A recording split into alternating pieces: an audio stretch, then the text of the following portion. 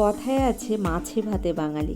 তো বন্ধুরা, আজ একটা মাছের রেসিপি নিয়ে এলাম। আপনারা কে কে এই মাছটা খেয়েছেন আর কে কে পছন্দ করেন অবশ্যই সেটা আমাকে কিন্তু জানাবেন।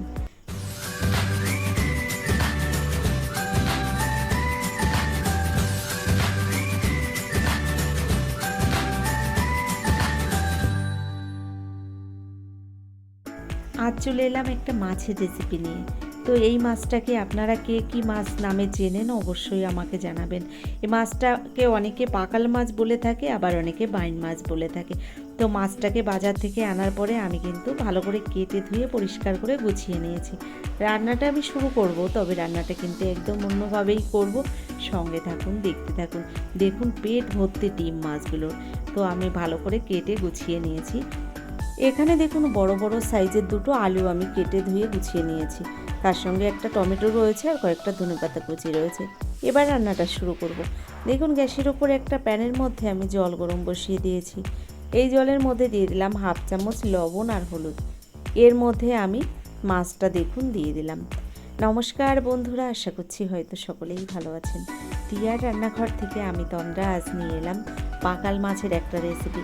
কী করেই রান্নাটা করি সঙ্গে থাকুন, দেখতে থাকুন। আশা করছি আপনাদের ভালো লাগবে। বন্ধুরা দেখুন লবণ হলুদ দিয়ে আমি মাছটাকে একটু ভালো করে ভাপিয়ে নিয়েছি। এবার জল থেকে তুলে আমি জলটাকে ভালো করে ঝরিয়ে নেব। তো বন্ধুরা, এখানে আপনাদের একটা টিপস দিতে চাই। অনেক সময় এই পাকাল মাছ কিন্তু কাঁটা থেকে ছাড়ানো খুব অসুবিধা হয়ে যায়। আপনারা যদি এরকম একটু লবণ হলুদ দিয়ে মাছটাকে ভাপিয়ে নিতে পারেন, তাহলে অনায়াসে কাঁটা থেকে মাছটাকে ছাড়িয়ে নেওয়া যায়। দেখুন এখানে আমি মাছটা ভাপিয়ে নামিয়ে নিয়েছি। কড়াইতে এখানে গরম করে দিয়ে দিলাম পরিমাণ মতো সর্ষের তেল। রান্নাটা সর্ষের তেলেই করব। তেলের মধ্যে দিয়ে দিলাম অল্প পরিমাণে লবণ হলুদ দেওয়ার পরে আমি দিয়ে দিচ্ছি কেটে রাখা আলুগুলোকে আমি এই তেলের মধ্যে লাল লাল করে ভেজে নেব। তো বন্ধুরা, আপনারা হয়তো পাকাল মাছ বিভিন্নভাবে রান্না করে খেয়েছেন। আমি আজকে যে রান্নাটা করছি মাছটাকে কিন্তু না ভেজেই রান্না করব। তো কী করে এই রান্নাটা করি সঙ্গে থাকুন, আশা করছি আপনাদের ভালো লাগবে। দেখুন আলুগুলোকে আমি একটু লাল লাল করে ভেজে নিয়েছি। আলুটা কিন্তু ভাজা হয়ে গেছে। এবার এই আলুগুলোকে নামিয়ে নিয়ে আমি রান্নাটা শুরু করব। দেখুন আলুগুলোকে আমি নামিয়ে নেওয়ার পরে ওই তেলের মধ্যে দিয়ে দিলাম দুটো তেজপাতা ফোড়ন, আর তার সঙ্গে দিয়ে দিলাম কিছুটা গোটা জিরে। তেজপাতা গোটা জিরে দেওয়ার পরে দিয়ে দিলাম এখানে যে টমেটোটা আমি কেটে নিয়েছিলাম, কেটে রাখা টমেটোটা দিয়ে দিলাম তেলের মধ্যে। একটু হালকা নেড়ে চেড়ে টমেটোটা ভেজে নিলাম। এর মধ্যে দিয়ে দিলাম হাফ চামচ পরিমাণে আদা বাটা। আর এবার দিয়ে দিচ্ছি দেখুন 2 চামচ পরিমাণে পেঁয়াজ, কাঁচা লঙ্কা আর রসুন বাটা। তো এখানে পেঁয়াজ, রসুন, আদা, কাঁচা লঙ্কাটাকে একটু ভালো করে ভেজে নিলাম। কাঁচা গন্ধটা ছেড়ে আসলে এবার এর মধ্যে গুঁড়ো মশলাগুলো অ্যাড করব। দেখুন এবার আমি এর মধ্যে গুঁড়ো মশলাগুলো দিয়ে দিচ্ছি। 1 চামচ পরিমাণে দিয়ে দিলাম ঝাল লঙ্কার গুঁড়ো। এখানে দিয়ে দিচ্ছি হাফ চামচ জিরের গুঁড়ো, হাফ চামচ ধনিয়া গুঁড়ো। তার সঙ্গে দিয়ে দিচ্ছি স্বাদ মতো লবণ হলুদ। তবে মশলাটাকে একটু ভেজে নিয়ে এবার এর মধ্যে দিয়ে দেব লবণ হলুদ। তো স্বাদ মতো লবণ হলুদটাও দিয়ে দিলাম মশলার মধ্যে। আর এবার এর মধ্যে অল্প পরিমাণে জল দিয়ে মশলাটাকে ভালো করে কষিয়ে নেব, যাতে মশলাটা পুড়ে না যায়। তার জন্য আমি অল্প পরিমাণে একটু জল দিয়ে দিলাম। তো এভাবে হালকা আঁচে আমি মশলাটাকে বেশ কিছুক্ষণ টাইম ধরে কষিয়ে নেব। দেখুন এভাবে আমি মশলাটাকে কিছুক্ষণ কষিয়ে নেওয়ার পরে মশলা থেকে আস্তে আস্তে তেল ছেড়ে দিয়েছে। দেখুন মশলাটা ভালো কষানো হয়ে গেছে। বন্ধুরা, যে কোনো রান্নায় মশলাটা যদি ভালো কষানো হয় সেক্ষেত্রে রান্নাটার টেস্ট কিন্তু বেড়ে যায়। তো কিছুক্ষণ টাইম ধরে মশলাটাকে আমি কষিয়ে নিয়েছি। এবার যে মাছগুলো আমি ভাপিয়ে নিয়েছিলাম লবণ হলুদ দিয়ে, ভাপিয়ে নেওয়া মাছটা দিয়ে দিলাম এই মশলার মধ্যে। মাছগুলো দেওয়ার পরে ভালো করে নেড়েচেড়ে এই মশলার সঙ্গে আরও কিছুক্ষণ টাইম ধরে এই মাছগুলোকেও আমি কষিয়ে নেব। তো কিছুক্ষণ টাইম ধরে এভাবে কিন্তু আমি মাছগুলোকেও মশলার সঙ্গে কষিয়ে নিচ্ছি। দেখুন আস্তে আস্তে গ্যাসের ফ্লেমটাকে মিডিয়াম হিটে রেখে আমি মাছটাকেও এই মশলার সঙ্গে কষিয়ে নিচ্ছি। এর মধ্যে আমি আরও অল্প পরিমাণে একটু জল দিয়ে দেব। আবারও এভাবে কিছুক্ষণ মাছটাকে কষিয়ে নেব। দেখুন একদম অল্প পরিমাণে একটু জল দিয়ে দিলাম। আরও কিছুক্ষণ টাইম ধরে এই মাছটাকে কষিয়ে নিচ্ছি, কারণ মাছটা তো ভাজা নেই, যে কারণে মশলার সঙ্গে বেশ কিছুক্ষণ টাইম ধরে আমি কষিয়ে নিচ্ছি এভাবে। তো দেখুন মশলার সঙ্গে মাছটা কি সুন্দর করে কষিয়ে নিয়েছি। আর এবার ভেজে রাখা আলুগুলো দিয়ে দিলাম এই মশলার মধ্যে আলুগুলো দেওয়ার পরে আমি আলুগুলোকেও মাছ আর মশলার সঙ্গে কিছুক্ষণ কষিয়ে নেব।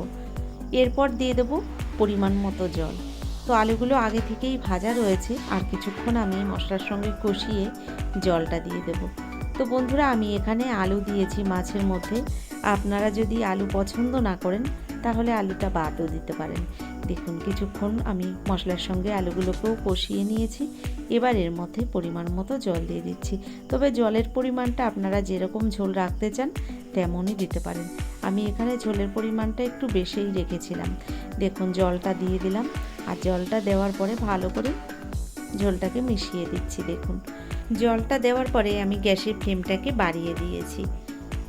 হাই হিটে রেখে দেখুন আমি প্রায় 2 মিনিট মতো এভাবে ঝোলটাকে ফুটিয়ে নিচ্ছি। তো দেখুন প্রায় 2 মিনিট মতো এভাবে আমি গ্যাসের ফ্লেমটাকে বাড়িয়ে ঝোলটাকে একটু ফুটিয়ে নিয়েছি। এবার ঢাকনা বন্ধ করে 3 মিনিট রান্না করে নেব। দেখুন ঢাকনাটা বন্ধ করে দিয়েছিলাম। এবার ঢাকনাটা খুলে দেখলাম আলুগুলো ভালো সিদ্ধ হয়ে গেছে। তো আমি আর ঢাকনা বন্ধ করে রান্না করব না, ঢাকনাটা খুলে আরও 2 থেকে 3 মিনিট আমি হাই হিটে রেখে গ্যাসের ফ্লেমটাকে রান্নাটা করে নিচ্ছি। তবে তার আগে দেখুন যে তেজপাতা দুটো দিয়েছিলাম, এই দুটোকে আমি ফেলে দিচ্ছি। তো বন্ধুরা, যে কোনো রান্নার মধ্যে আমি তেজপাতা দিলে প্রায় সময় আমি তেজপাতাগুলোকে রান্নার শেষ হওয়ার আগে তুলে ফেলে দিই। দেখুন আলুগুলো সুন্দর সিদ্ধ হয়ে গেছে। গ্যাসের ফ্লেমটাকে একটু কমিয়ে দিয়েছি।